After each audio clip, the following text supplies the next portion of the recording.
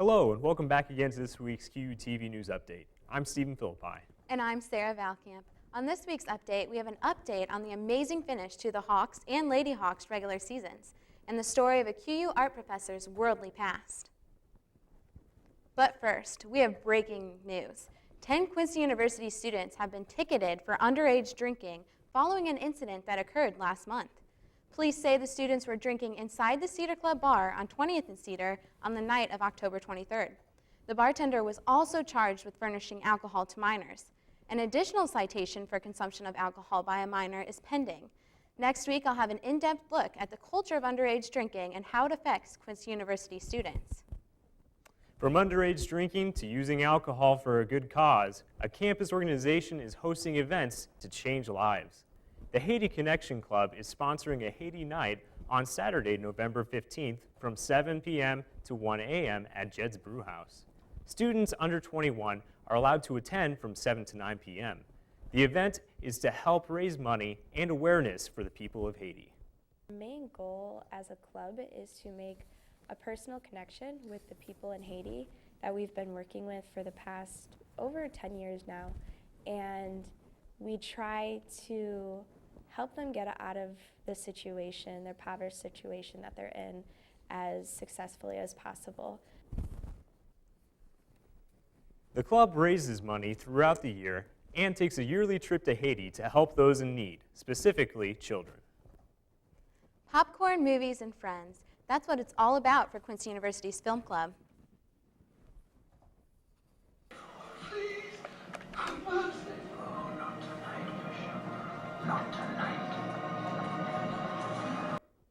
Every Wednesday night at 8, the group gathers to watch movies in the company of friends.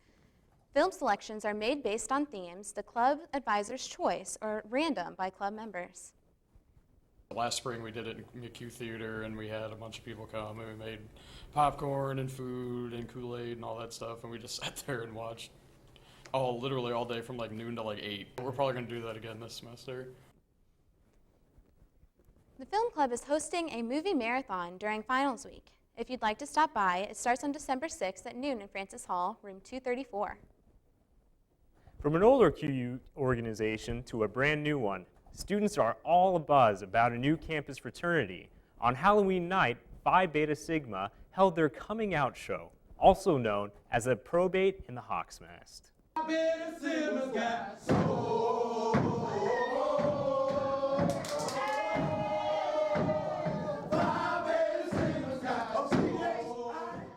The Sigmas are a part of the National Pan-Hellenic Council, a collaborative organization of 9 historically African-American Greek-lettered fraternities and sororities.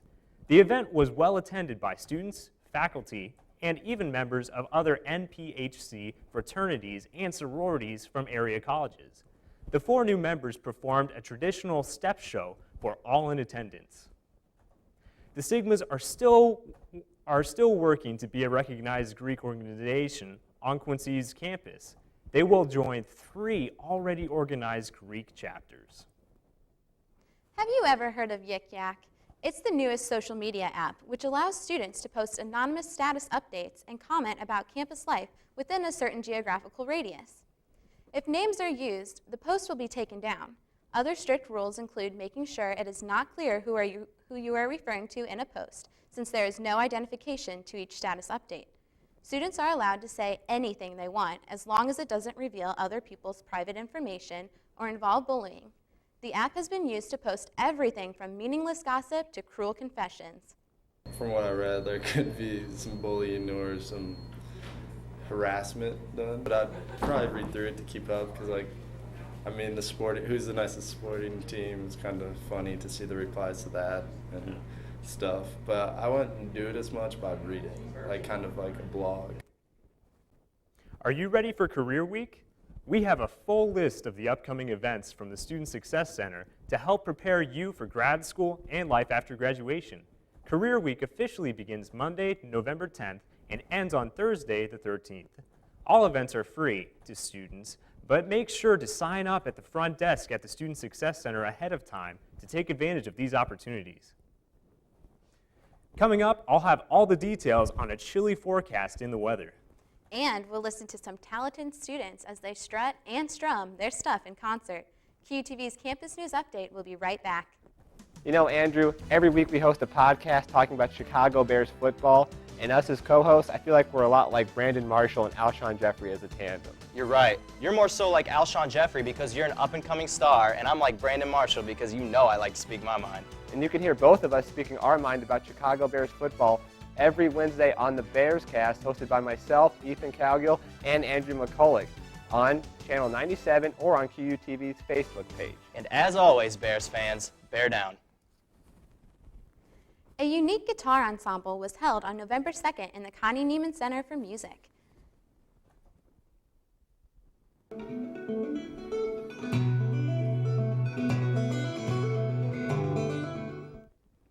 Three students and a few notable guitar players performed some intricate pieces. They were also followed by two special guests.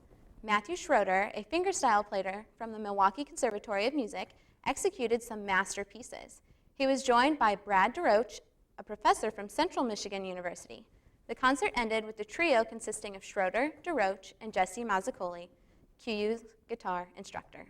I would have to say Matt, just because I never see a lot of fingerstyle, and you know what he did was completely different from the classical and jazz I see at school a lot.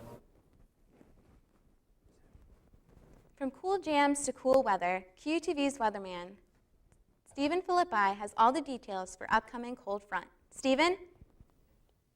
Thanks so much, Sarah. And you know, this weekend and really the whole week, it's just terribly gloomy. But we've got partly cloudy skies, 54 degrees on that Friday. Then heading on into our Saturday, 46 degrees with our November. And then heading over to our Sunday, we've got partly cloudy skies again, 52 degrees. And, you know, it still feels like fall weather, you know, and nothing's really changing. And you know what else isn't changing? The sun, you know, I mean, it's just hidden by those clouds the entire week. It's just really bland, really dull. And we've got Friday, 54 degrees, 46 on Saturday, and 52 on your Sunday. Monday, 61 degrees. And heading on back over to 41 degrees on your Tuesday, and 36 on Wednesday. You know, it's just not looking like a lot of fun this week, but at least we get some sunny skies on that Thursday. 34 degrees, though, so you know, it's just not a lot of fun, and everything's looking pretty bland this week. But that's the weather for you. I'm sending it back to you, Sarah. Coming up, the unique career path of one QU professor, and we get the updates on the women's and men's soccer teams. Stay with us.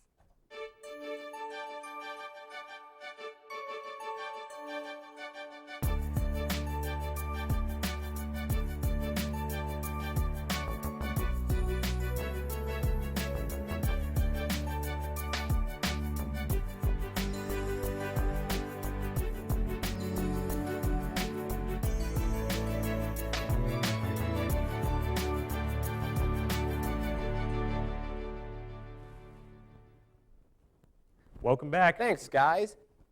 Welcome back. We have a fresh look at the QU Hawk soccer teams. And some news on QU football. Sports Director Ethan Cowgill has the latest. Ethan? Thanks, guys. And you know, it's an exciting time for fall sports here at Quincy University. Both men and women's soccer teams are entering postseason play in the GLVC Conference Tournament with impressive regular season victories. And for the men, they want to continue building on their perfect season as the Midwest region's top-ranked team. And against Bellarmine University, their fate would be decided in the waning minutes of the second half. You can see the student body showing a lot of enthusiasm for the game at Legend Stadium. However, it would be Bellarmine University. Senior Kai Koulé would go find the back of the net, where Bellarmine would go up 1-0. But the Hawks would control the ball. They would find a lot of shots. Ethan Benverlo here on the outside goes just a little bit wide. But the Hawks, they would continue to find more chances as Dekaj finds Reese for his third goal of the season, crosses it right past the goalie. And you can see an emotional game there, the heartbreak for Bellarmine as they break the tie with 5 minutes left. And then Jordan Roberts outside the goalie's box, he finds it, and he gives him the game-winning goal. So the Hawks would win 2-1. A great win for the Hawks, who stay perfect on the year. They advance to the semifinals of the GLVC tournament, and they're going to face Lewis University. And then now, on the women's side of things, their narrative this season was much different, as they battled to get into the postseason at the last game of the regular season against Truman State that they would win. And against Rockhurst, third-seeded Rockhurst, they would find a way to win. Maddie Kuhlenberg, she would get her first goal of the year when the Hawks would need it the most. In this game, through 2 overtimes, they couldn't settle it. The Lady Hawks would win on penalty kicks 5-3. They also advanced to the GLVC Final Four, where they're going to go ahead and take on Missouri S&T at Kenosha, Wisconsin. Now, while both soccer teams are enjoying a lot of postseason success, QU head football coach Tom Pagic, not to be outdone, has QU on pace for its first winning season since 2008. And Pagic would look to his defense to carry them to their 4th straight victory. And you can see here against Missouri S&T, keep your eyes on the right side of your screen here. Lamar Wilkes is going to get clocked. He would go out of the game for that drive, but their backup, Peter Simpson, comes in. He delivers a strike right here that's going to set Missouri S&T on the 1-yard line, and they're going to convert for the 1-yard touchdown. And then, as you can see, it would be plays like this by Nick Lonergan rushing the ball. Not a great passing day, 6 for 17 for him. Out of the shotgun, Chris Harris sets him up on the 1-yard line here. And then Sterling Ross, he's going to get the handoff on this play right here, and they're going to capitalize on that drive where they would go up again. Another touchdown for them. They would add on a few more field goals, go up 13-10 left. And then the defense, well, they would go ahead and carry this team to victory here. As you can see, Simpson back in the game, but he gets clocked right here by Shelby Wilson. And then again, they're driving, they're trying to tie this game up. Peter Simpson drops back, and he's going to look. He's looking, and he gets intercepted rather in his own territory. The Hawks would end up winning this one 20-13. Chris Harris averaged over 10 yards per carry for 105 yards. Adekum Brown, he had his 2nd interception on the year. And the Hawks are 6-3. Their 4th straight victory, as I said earlier. And they're going to take on Truman State on the road next week. And that's going to do it this week for Hawks sports coverage. Come back next week for more coverage. I'm going to toss it back to the news desk. Thanks, Ethan. Well, the Peace Corps is a widely renowned organization that helps those in need all over the world. But did you know one of QU's very own was an active volunteer?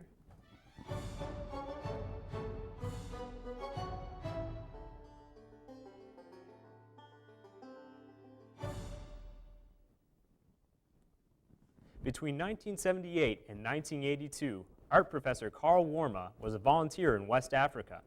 Warma worked on a special skills project due to his experience in printing, photography, and illustration. After working at an educational production facility, Warma and other volunteers teamed up to help establish a book production and materials unit at a college in Gambia. The unit is still up and running today. However, the work he did while there was only part of the experience. The opportunity to help people see how others live, the personal education he received, was the main reason Warma stayed, or for 2 extra tours in the Peace Corps. Those who have the least can have the most. In terms of Gambia is one of the 10 poorest countries in the world, and yet I think the human spirit quality of the people I met was unbelievable. Warma says the human spirit quality is unbelievable, and he believes his tour there and ending up at Quincy University truly has brought him full circle in his line of service. That does it for this week's QTV News Update, and as always, make sure to tune in online on Facebook or Channel 97 on campus for more news anytime. For the entire QTV News team, I'm Stephen Philippi. And I'm Sarah Valkamp. Until next time, Hawks, keep soaring high.